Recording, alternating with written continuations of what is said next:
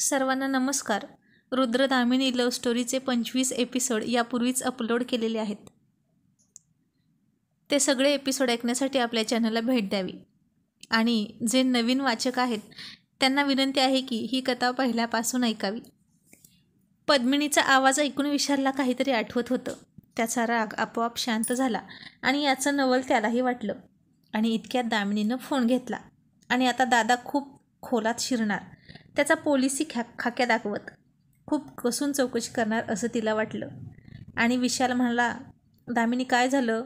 अगं मगाशी कोण बोलत होतं फोनवर? हे सांगतेस ना? काय नाव आहे तुझ्या मैत्रिणीचं? आणि दामिनी पुन्हा खोटं बोलत पण खऱ्या मैत्रिणीचं नाव सांगत म्हणाली, सीमा नाव आहे माझ्या मैत्रिणीचं. आता तिनेच फोन घेतला होता. आणि हे नाव ऐकून विशाल थोडा निराश झाला. त्याला जे नाव ऐकायचं होतं ते त्याला ऐकायला मिळालं नाही. पण तरीही आणखीन थोडीशी चौकशी करावी म्हणून आता विशाल म्हणाला, बरं, आणि ती मुंबईतच राहते का? कुठे राहते? एरिया सांगशील का? दामिनी आता विशालच्या पोलिसी चौकशीनं घाबरली होती आणि आता इथून पुढं सगळं खरं खरं बोलली. पण आता जर विशाल सीमाच्या घरी आला तर, आणि मी तिथं नसले तर तो काय करेल माझं, म्हणून ती घाबरली. दादा मला तिथेच त्याच्या स्टिकने बडवून काढेल असं तिला वाटलं. मग विशाल म्हणाला, मग तू तिकडे का गेलीस? आपल्या घरी का नाही आलीस? आणि कोणाला विचारून गेलीस तू? दामिनी म्हणाली, दादा मी रुद्रला विचारलं आहे आणि तोही माझ्यासोबत आहे.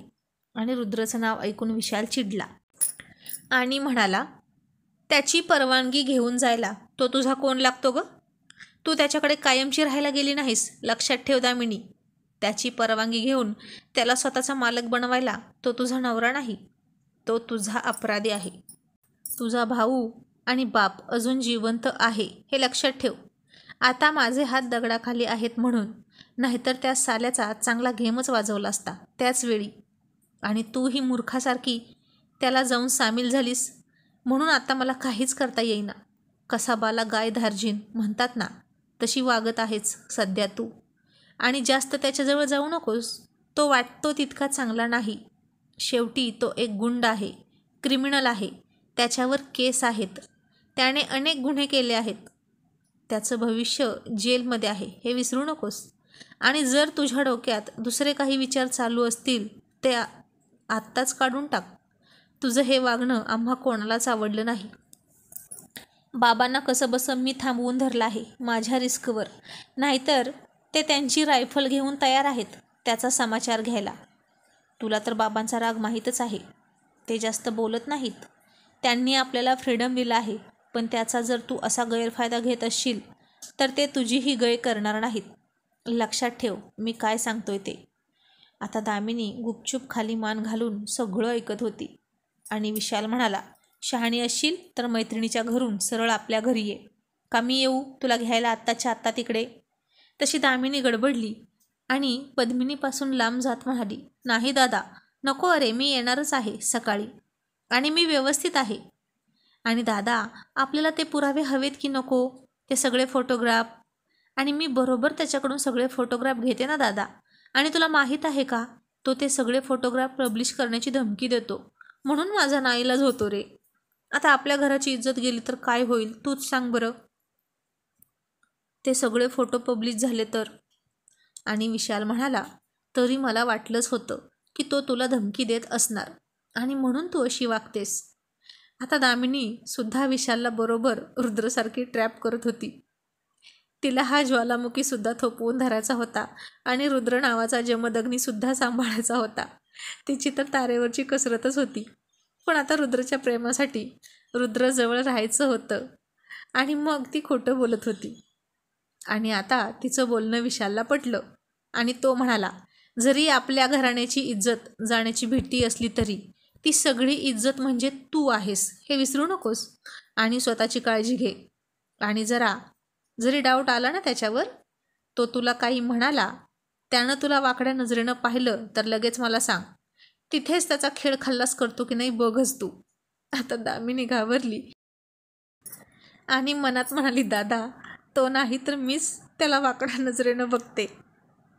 आणि आता तिनं विशालला जे सांगितलं ते ऐकलं रुद्रनं आणि तो चिडला आणि मनात म्हणाला, मला वाटलंच होतं की ही नक्की त्या फोटोग्राफसाठीच माझ्या घरी आली असणार.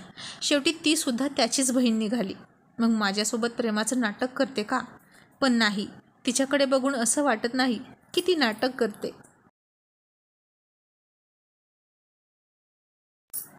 असं म्हणून तो रागातच तिला म्हणाला, मला तुझ्याशी बोलायचं आहे, आणि तिला त्याच्या रूममध्ये घेऊन गेला. आता दामिनी हसतच त्याच्या रूममध्ये आली आणि पुन्हा त्याला लाडात येऊन म्हणाली, रुद्र, लग्नानंतर आपण इथे राहायचं, पण तुझा बेड खूप छोटा आहे, तू मोठा करून घेशील ना? आणि रुद्र चिडून म्हणाला, दामिनी, स्वप्न बघणं बंद कर आणि मला ही खोटी आशा लावू नकोस आणि माझ्या घरच्यांना सुद्धा फसवू नकोस. दामिनी म्हणाली, आता मी काय केलं? रुद्र म्हणाला, मी आता सगळं ऐकलं आहे. तू अग्निहोत्रीला काय म्हणालीस? की मी तुला धमकी देतो फोटो पब्लिश करण्याची? कधी दिली मी तुला धमकी, सांग? आणि तू ते फोटो घेण्यासाठी चालीस ना माझ्या घरी? दामिनीनं आता डोकं खाजवलं आणि म्हणाली, रुद्र, अरे मी ते दादाला गोड गोड बोलून टाळण्यासाठी म्हणाले. आता तू आणखीन काही गैरसमज करून नको घेऊस माझ्याबद्दल, प्लीज. तो मला विचारत होता की तू कुठे आहेस. मी त्याला सांगितलं की मैत्रिणीकडे आहे, आणि तो लगेच तिकडे गेला असता मला शोधायला, आणि मी तिथं नाही सापडले तर तो पुन्हा खूप चिडला असता आणि इथपर्यंत आला असता मला शोधत, आणि मग सगळंच उघड झालं असतं. तुझ्या घरच्यांना सगळं सत्य समजलं असतं, आणि म्हणून मी खोटं बोलले त्याच्याशी. रुद्र तिच्या डोळ्यात बघत म्हणाला, तू माझ्यासाठी सख्या भावासोबत खोटं बोललीस? दामिनी म्हणाली, मी तुला या आधीच सांगितलं आहे की मी तुझ्यासाठी सगळ्यांशी भांडू शकते, अगदी देवाशी सुद्धा. पण तुझा माझ्यावर विश्वासच नाही. मी थकले आहे रुद्र तुला समजावून. आता प्लीज, इथपर्यंत आपण पुढे आलो आहोत आपल्या नात्यात, आता पुन्हा मागे नको जाऊ, असं म्हणून ती रडायला लागली. रुद्रनं तिला बेडवर बसवलं आणि हातात हात घेऊन म्हणाला, एक सांगू दामिनी, तू खरंच चांगली आहेस, पण खरंच मला मनापासून वाटतं की मी तुझ्या लायकीचा नाही. तुला खूप चांगला नवरा भेटेल. तू जा तुझ्या घरी, आईबाबांना काय सांगायचं ते मी सांगतो. आणि दामिनी म्हणाली, रुद्र, तुला मागाशी त्या म्हशीचं कळालं ना, तिच्या मनातलं, आणि माझ्या मनातलं कळत नाही का? रुद्र काहीच न कळून म्हणाला, त्याचा इथे काय संबंध आणि काय कळालं मला? दामिनी म्हणाली, हेच की तिला एखाद्याच्या हाताची सवय झाली की तोच हात लागतो दूध काढण्यासाठी, मग ती इतर कोणाच्याही अनोळखी स्पर्शाला ॲक्सेप्ट करत नाही. रुद्र म्हणाला, बरं, मग तुला नक्की म्हणायचं आहे काय? आणि दामिनी गाल फुगून म्हणाली, रुद्र, मग मलाही फक्त आणि फक्त तुझ्या स्पर्शाची सवय आहे. मला आता दुसऱ्या कोणाच्या स्पर्शाची सवय नाही, आणि तो मी ॲक्सेप्ट करणार नाही. नाहीतर मी सुद्धा म्हशीसारख्या लाथा मारीन. आणि हे ऐकून आता रुद्र फार हसायला लागला आणि दोन्ही हातांनी त्यानं स्वतःचाच चेहरा झाकून घेतला आणि म्हणाला, काय करावं हिचं, कधी कधी किती शहाण्यासारखी वागते वकील मॅडम, आणि उदाहरण मात्र अगदी योग्य देते, हुशार आहे. आणि रुद्र तिला म्हणाला, म्हणजे तू हे ॲक्सेप्ट करतेस की तू म्हस आहेस? दामिनी हसत म्हणाली, म्हस म्हण नाहीतर आणखी काही, पण मी फक्त तुझीच आहे, फक्त तुझी. आणि आता रुद्रने निश्वास टाकला आणि गंभीर चेहरा करून म्हणाला, बहुतेक आता फायनल निर्णय घ्यायची वेळ आली आहे. आणि ती थोडीशी घाबरत म्हणाली, काय आणि कसला निर्णय? रुद्र म्हणाला, आपल्याबद्दलचा. आता दामिनीला वाटलं की तो पुन्हा नकाराचा निर्णय घेईल, आणि ती म्हणाली, रुद्र, निर्णय तर सकाळीच झाला आहे ना? रुद्र म्हणाला, सकाळी? कुठे आणि केव्हा? मी काहीच नाही म्हणालो. दामिनी म्हणाली, रुद्र, आता तू खोटं नाही बोलायचं. तू बाबांना म्हणाला आहेस की तू लग्नाला तयार आहेस? रुद्र म्हणाला, हो, मी लग्नाला तयार आहे, पण ती मुलगी तू नाहीस. दामिनी घाबरून म्हणाली, रुद्र, पण मग तू असं का म्हणालास की मी आवडते तुला? रुद्र म्हणाला, मी असं स्पष्ट म्हणालो का? नाही ना. दामिनी म्हणाली, मग बाबा म्हणाले की तुला आवडणाऱ्या मुलीचा फोन डायल कर, तर तू माझा फोन का लावलास? रुद्र म्हणाला, अगं तो तुझा नंबर वरतीच होता ना, म्हणून चुकून लागला. आता ती रोडकुंडीला आली आणि मनात म्हणाली, याचं असंच सारखं तळ्यात मळ्यात असतं. त्याच्याकडून ना बॉन्ड लिहून घेतला पाहिजे प्रेमाचा, म्हणून तर याला मी पटकन माझा बनवत होते ना, फिजिकली, शारीरिक संबंध ठेवून किंवा गळ्यात मंगळसूत्र घालून. आधी काही का घडेना, पण मला त्याला माझा बनवायचा आहे, बस. आणि ती त्याला म्हणाली, रुद्र, म्हणजे तू माझ्याशी लग्न नाही करणार? रुद्र म्हणाला नाही. आणि ती रडून म्हणाली, रुद्र, मी तुला आवडत नाही? तो म्हणाला नाही. ती म्हणाली, का का नाही आवडत मी तुला? मी दिसायला चांगली नाही का? मी स्वभावानं चांगली नाही का? मी तुझ्यासोबत प्रत्येक ठिकाणी राहायला तयार आहे. रुद्र, मी तुझ्यासाठी पुरणपोळी पण शिकते आणि चुलीवरचं मटण भाकरी पण शिकून घेईन. स्टोव पेटवायला सुद्धा शिकेन. विना फॅनची जमिनीवर झोपेन. घराची खिडकी आणि दरवाजा उघडणारा नाही दिवसभर. मी तुझं सगळं ऐकेल. मी ना रुद्र, अगदी म्हशीचं शेणसुद्धा काढेन. पण प्लीज, मी तुला आवडत नाही असं म्हणू नकोस. आणि आता दामिनी भावनाविवश होऊन रडत रडत बोलत होती. रुद्र फक्त हाताची घडी घालून तिच्याकडे बघत होता, शांत नजरेनं.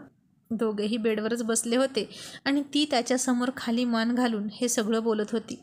आणि पुन्हा भावनेच्या भरात तेच तिचं फेमस वाक्य बोलायला लागली की, रुद्र, जर तू माझ्याशी लग्न नाही केलंस तरीसुद्धा तू मला इतकं आवडतोस की मी आयुष्यभर तुझी रखेल बनून राहणार. आणि आता हे ऐकून रुद्र पुन्हा भडकला आणि त्यानं पुन्हा दामिनीवर हात उगारला. आणि दामिनीने तसंच आता जोरात कानाखाली पडणार म्हणून घट्ट डोळे मिटून घेतले. आणि आता रुद्रचा हात जागच्या जागी थांबला. तिच्या त्या निरागस, निष्पाप, गोंडस चेहऱ्याकडे त्याने टक लावून पाहिलं. आणि त्यानं तिचे दोन्ही गाल हातात घेतले आणि तिच्या गोबऱ्या गालावर हळूच किस केला. आणि त्याच्या अचानक अशा वागण्यानं फार शहारून गेलेली दामिनी थक्क होऊन त्याच्याकडे पाहू लागली. आणि तो तिच्याकडे फार प्रेमळ नजरेनं गालात गोड हसत बघत होता. त्याचे डोळे आता फक्त आणि फक्त तिच्याविषयीच्या प्रेमानं काठोकाठ भरलेले होते. आणि आता रुद्रनं पुन्हा तिच्या दुसऱ्या गालावर किस केला आणि म्हणाला, तू मला फक्त आवडत नाहीस तर खूप खूप जास्त आवडतेस. आता हे ऐकून दामिनी पुन्हा लाजली. रुद्रनं पुन्हा तिच्या कपाळावर किस केला आणि म्हणाला, तू फक्त चांगली नाहीस तर खूप जास्त चांगली आहेस. अगदी लाखात एक युनिक आहेस तू. आणि हे ऐकून तर दामिनीला आकाश ठेंगणं वाटत होतं. आणि आता रुद्रने तिच्या लाल गुलाबी ओठांवर त्याचे ओठ टेकवले आणि तिने फार रोमांचित होऊन तिचे डोळे मिटून घेतले. आणि तिनं त्याला फार पॅशनेटली किस करायला सुरुवात केली. आणि ती त्याला घट्ट बिलगली. तो तिच्या रसाळ ओठांमध्ये आणि मादक डोळ्यांमध्ये हरवून गेला आणि त्याच्या दणकट बाहुपाशात तिने स्वतःला झोकून दिलं. आता बराच वेळ त्या दोघांचा तो किसिंग सीन सुरू होता. आणि इतक्यात बाबांच्याच खोकल्याचा आवाज आला. तसे दोघेही भानावर आले आणि दामिनी त्याच्या मिठीतून सुटून पळायला लागली. रुद्रनं तिचा हात पकडला आणि म्हणाला, आता कुठे निघालीस? आता तुला नाही सोडणार, कधीच नाही, आत्ताही नाही आणि आयुष्यभर सुद्धा नाही, असं म्हणून त्यानं तिला पुन्हा झटकन जवळ ओढून घेतली आणि मिठीत घेऊन आवेगानं दाबली. ती तशीच बेडवर खाली बसली आणि बेडवरच झोपली. रुद्रही तिच्या शेजारी झोपला आणि आता दोघेही एकमेकांच्या कुशीत तसेच झोपी गेले. पहाटे पहाटे दामिनीला जाग आली आणि रुद्रच्या बाहुपाशात स्वतःला झोपलेली पाहून ती खुदकन हसली. आणि ती पुन्हा पद्मिनीच्या रूममध्ये निघाली. त्यानं तिचा हात पकडला आणि म्हणाला, नको ना जाऊस, झोप इथेच आणखीन थोडा वेळ. दामिनी म्हणाली, झोपेन, पण एका अटीवर. रुद्रनं तशाही झोपळलेल्या अवस्थेत तिच्याकडे पाहिलं आणि म्हणाला, आता काय? ती म्हणाली, रुद्र, आजचा दिवस इथंच राहूया का? मला शेत बघायचंय.